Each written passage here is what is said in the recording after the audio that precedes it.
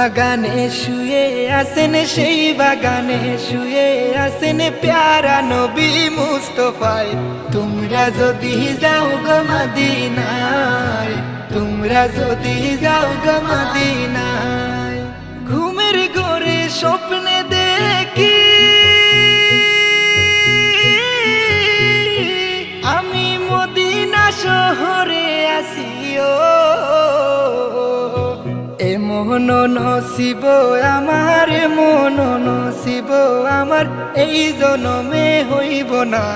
তোমরা যদি যাও গো মদিনায়, তোমরা যদি যাও গো মদিনায়। সালাতু সালাম গো আমার